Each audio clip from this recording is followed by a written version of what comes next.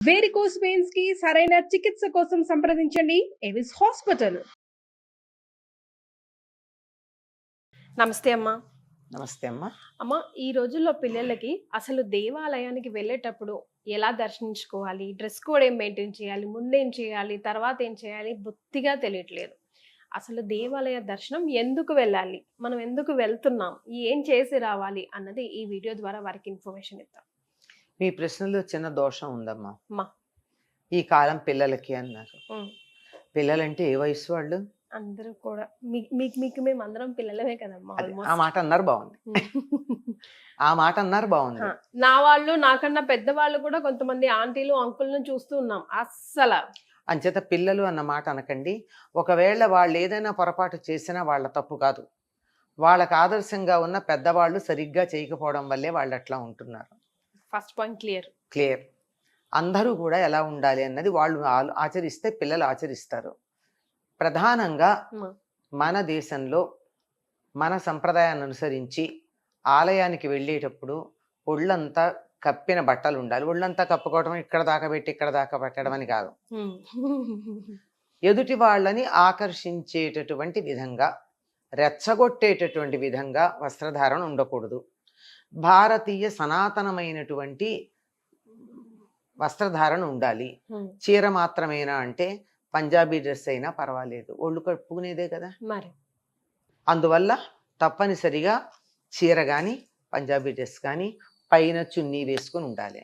మగవాళ్ళు ఛాతీ కప్పుకోకూడదు, ఆడవాళ్ళు ఛాతీ విప్పుకోకూడదు.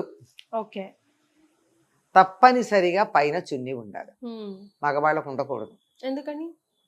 వాళ్ళకి ఇక్కడ స్త్రీలకి మాతృత్వం ఉంది. దాన్ని చాలా జాగ్రత్తగా మనం గౌరవించి భద్రపరచవలసిన అవసరం ఉందండి. మాతృత్వం మీద ఉన్న గౌరవం కొద్దీ దాన్ని భద్రంగా చూసుకున్న దేవుడు కూడా దాని విషయంలో కన్సెషన్ ఇచ్చాడంటే తల్లితనానికి ఎంత గౌరవం ఉందమ్మా. దేవుడి దగ్గర కూడా దానికి కొంత గౌరవ మర్యాదలు ఉంటున్నాయి అంటే తల్లితనం ఎంత గొప్పది. సృష్టికర్త చేసే పని తల్లి చేస్తోంది. ప్రసవించటం, పాలిచ్చి పోషించటం రెండూ చేస్తున్నదే. అందుకని గౌరవం. అందుకే స్త్రీలు పంచాంగ నమస్కారం చేయాలి కానీ సాష్టాంగ నమస్కారం చేయరు కదా. పొట్ట గుండె నేలకి తగలకూడదు. మరి అంత గౌరవం ఇచ్చారు కనుక తప్పనిసరిగా వస్త్రధారణ బాగుండాలి. దాంతోపాటు భగవంతుని యొక్క అనుగ్రహం మన మీద ప్రసరించితే స్వీకరించగలిగినటువంటి స్థానం ఆజ్ఞాచక్రం గనక అక్కడ కుంకుమ ధరించి వెళ్ళాలి. తప్పనిసరిగా ఓకే, కుంకుమ ఉండాలి. జుట్టు విరబోసుకోకూడదు. జుట్టు విరబోసుకునేది ఎవరయ్యా అంటే రాక్షసులు మాత్రమే. మనం రాక్షస జాత కాదు. రాక్షస జాత అసలు కాదమ్మో. కాదు కదా. మరి జుట్టు ఎందుకు విరబోసుకుంటున్నాం? ఫ్యాషన్. రాక్షసత్వాన్ని మనం ఆహ్వానిస్తున్నామా? రాక్షస లక్షణాలు నాలో ఉంటే బాగుండు అనుకుంటున్నామా? రావాలని కోరుకుంటున్నామా? ఆలోచించాలి.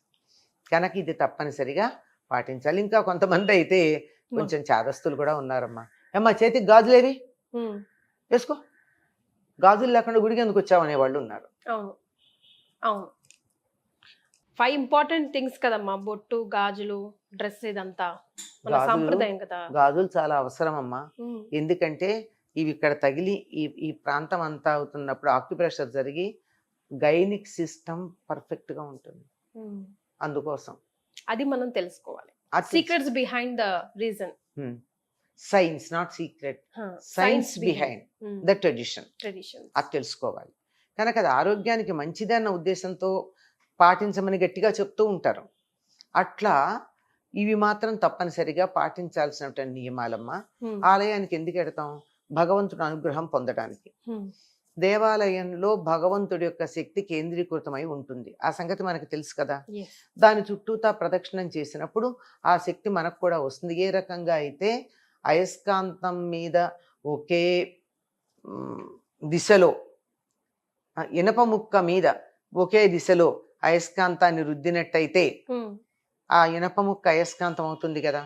ఇనప ముక్క లాంటి మనం ఆలయంలోకి వెళ్ళి ఆ అయస్కాంతం చుట్టూతా ప్రదక్షిణం చేసినప్పుడు మనకు కూడా శక్తి కొంత వస్తుంది. అందుకోసం అక్కడికి వెడతాం. వెళ్ళిన తర్వాత అక్కడ కాసేపు కూర్చుంటాం. ఎందుకంటే అది స్థిరపడడానికి, కాంక్రిటైజ్ అవ్వాలి. అందుకని ఆలయంలో దర్శనం అయ్యాక కాసేపు కూర్చోమన్నారు. ఎందుకంటే ఆలయం మొత్తం కూడా పాజిటివ్ వైబ్రేషన్స్ ఉంటాయి. ఆ పాజిటివ్ వైబ్రేషన్స్ మనం ఇంబైబ్ చేసుకోవాలి. అలా ఫ్లాష్ లాగా చూసొస్తే ఇంట్లో ఫోటో చూసిన దానికిను లేదా వాట్సాప్లో చూసిన దానికిను గుడికెళ్ళి చూసిన దానికి తేడా ఏమిటి? దాన్ని హ్యావ్ టు ఎక్స్పీరియన్స్. ఆ అనుభూతి చెందడానికి ఆలయంలో కూర్చోవాలి. ఇది ప్రధానంగా పాటించేది. ప్రదక్షిణం చేసేటప్పుడు కూడా ధ్వజస్తంభం, మూల విరాట్ రెండిటికి కలిపి చేయాలి ప్రదక్షిణం. ధ్వజస్తంభం అంతరిక్షంలో ఉండే ఒక పర్టికులర్ ఏ దేవాలయం ఉందో ఆ దేవాలయానికి సంబంధించినటువంటి యంత్రం ధ్వజస్తంభం కింద ఉంటే తత్సంబంధమైనటువంటి వైబ్రేషన్స్ని అంతరిక్షం నుంచి ఈ ధ్వజస్తంభం స్వీకరించి ఆ యంత్రానికి పంపిస్తే భూమి ద్వారా ఈ యంత్రం నుంచి మూల విరాట్ కింద ఉన్నటువంటి యంత్రం దాకా ఈ వైబ్రేషన్స్ పెడతాయి. అందువల్ల ఈ మొత్తం ఇలా ప్రదక్షిణ చేసినట్టయితే వాటి నుండి వచ్చేటటువంటి సానుకూల ప్రతిస్పందనలు మనకి చేరుకుంటాయి. మనలో చక్కనైనటువంటి మార్పు వస్తుంది. అలాగే దర్శనం చేసుకునేటప్పుడు మూల విరాట్ని కళ్ళు మూసుకొని చేసుకోవాలి, కళ్ళు తెరిచి చేసుకోవాలి అన్నది కూడా ఒక పెద్ద ప్రశ్న అయిపోయింది.